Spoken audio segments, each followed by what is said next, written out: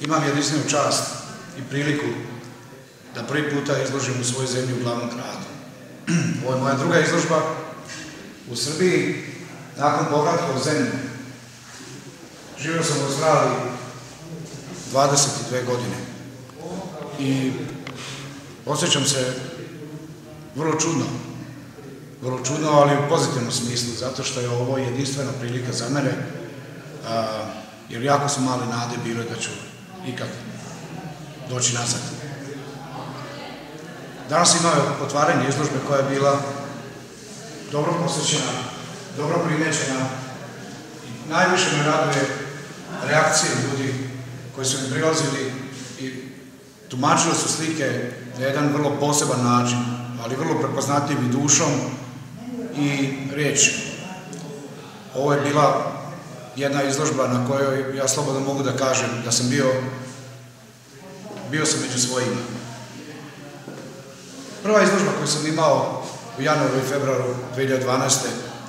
u Muzeju Vojvodine je nagovestila da ovaj moj narod, ova moja zemlja i ja sam u njoj, da jednostavno naćemo neki odgovarajući shvat i da će to da da rezultate onako kakav bi svaki umetnik poželeo, a to je da radiš i da imaš oko sebe one koji te razumeju.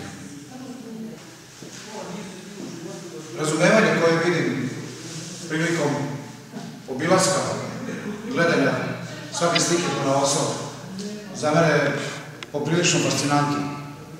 Jer mnogo puta u tišini stvarajući, u tišini razmišljajući, u tišini potpisujući moja dela, samo sam sam sebi, svojom familijom bio potvrda da radim nešto što je pravo lice moje ili uopšte rečeno pravo lice čovečije.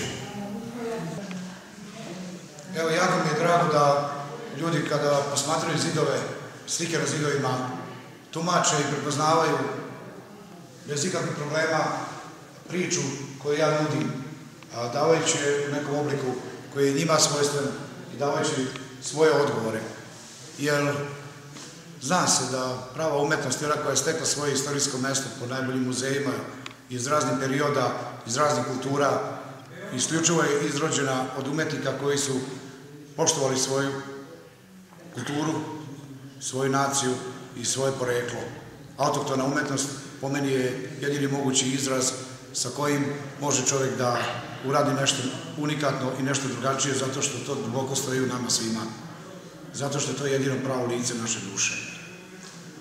Tako da, kada to drugi ljudi razumeju, to je neizmjerna sreća i više ništa drugo i ne bi trebalo. Ovoliko prilike mogu da kažem na veliku radost, s obzirom da ovo je moja prva izložba u glavnom gradu Srbije, u gradu Beogradu. Toliko od mene, hvala lepo. Bravo.